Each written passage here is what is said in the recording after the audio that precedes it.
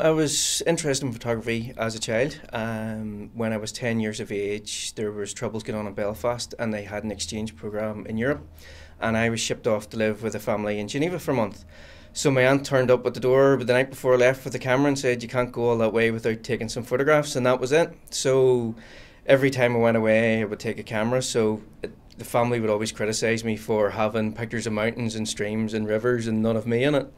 So I'd never really been interested in the professional side of photography. I always wanted to be an engineer. So after I finished my degrees, I went on, worked in software engineering for 10 years. And due to family circumstances, then I had to take a year off. And when I came back, I wasn't really interested in going back to doing a day job, doing a proper job.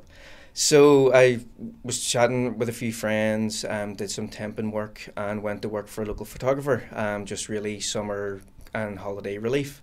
And that sort of progressed on further, and one day he turned around and said to me, you should really consider this as a career. And I thought, well, I'll give it 6 months and see what happens, and I've been giving it 6 months for the last 8 years. Well, my work sort of evolved. When I initially started, I was doing a lot of event photography, the things like Santa Grottos and Easter bunnies and Halloweens, things that would actually generate income, things you have to do to continue on with your own interest. So it was primarily working for local newspapers.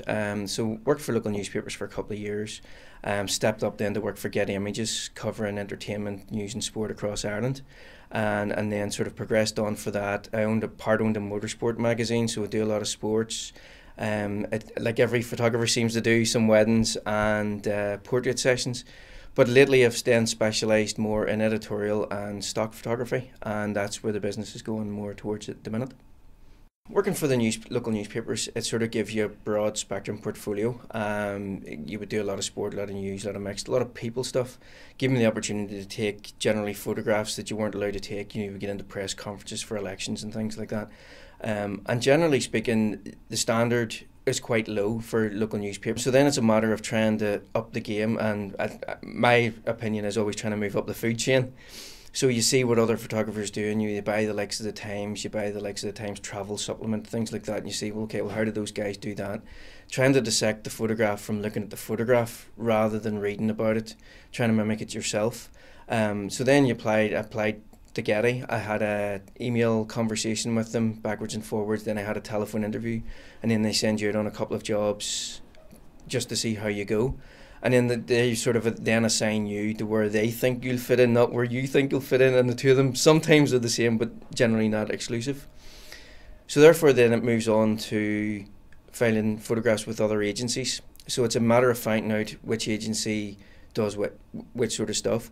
So the likes of the Times supplement will take travel images from a travel specialist rather than a generalist. So there's no point filing travel images with the generalist because they'll never sell. So that brings more the professional aspect in of trying to find out where you fit in and whether you can adapt to that style. What would be the job that you've enjoyed most? It really depends. I would have to say I do a lot of dance photography. And I work with some of the major dance groups in Northern Ireland. One of the groups takes special needs and underprivileged children, children with disruptive educational backgrounds, and teaches them contemporary dance. Generally it can be minimum of 6 weeks, and then they put a performance on in the Waterfront Hall or any of the big halls in Belfast. And I remember when I was a child dancing on stage at the Rock Nativity in 1976 when I was 6 years of age, and you're giving these kids the opportunity to say they danced at such and such, and every time for the rest of their days they walk past the big halls, they'll say, I danced there, I danced on that stage. So no matter what happens in the rest of their lives, you can't take that away. And the last job I did was in the Ulster Hall, and a piece I hadn't seen, it was for P2s. So you're talking about 6-year-old kids, and these 6-year-old kids got on and danced. And I'm sort of quaking in my voice now, there wasn't a dry eye in the house. And when you take photographs of that, that's what makes it worthwhile.